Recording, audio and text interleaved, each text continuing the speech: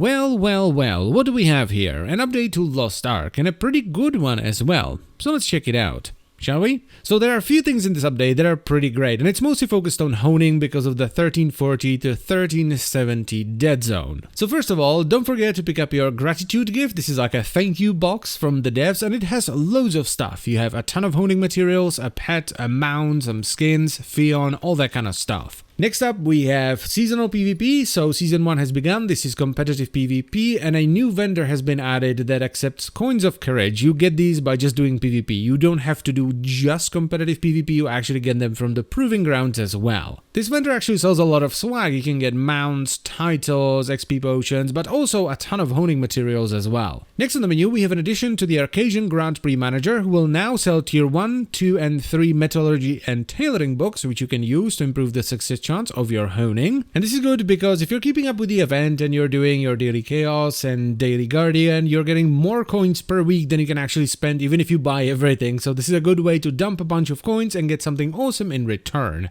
Then we actually have a new event in the form of the Event Guardian Raid. This is item level synced, so you can't overgear it, and it's basically you have 20 minutes to kill 3 random guardians. Today was the Frostblade Invader Necrosina, and then Vertus and Frost Helgaia. You can do this once a day, and you need to be at least item level 250 to enter, and if you finish it, you get 200 Winter Illusion tokens. Now, what do I do with these tokens, I hear you ask? Well, you take them to Mayo, our new event vendor where you can get tier 1, 2, and 3 tailoring and metallurgy books, a tier 3 gym chest, as well as a ton of honing materials. As I've said, this update is all about honing. And it makes sense because one of the biggest complaints about Lost Ark in EU and NA has been the dead zone that happens somewhere between 1340 and 1370. I'm actually in that dead zone right now on my Paladin, which is my main, and just by doing the event once today and getting the materials from that, getting the Grand Prix materials as well as the thank you chest, I went from 1350 to I think 1357, which is a pretty big jump in one day. And I still haven't done my daily chaos dungeons actually, or my guardians, and I haven't done abyssal dungeons either because they reset today and I haven't had the time to do it yet. So I will probably go even higher than that. Now the reason why people are annoyed about this dead zone in EU and NA is, well, there are actually two. Number one, the devs released Argos very early, and Argos requires 1370.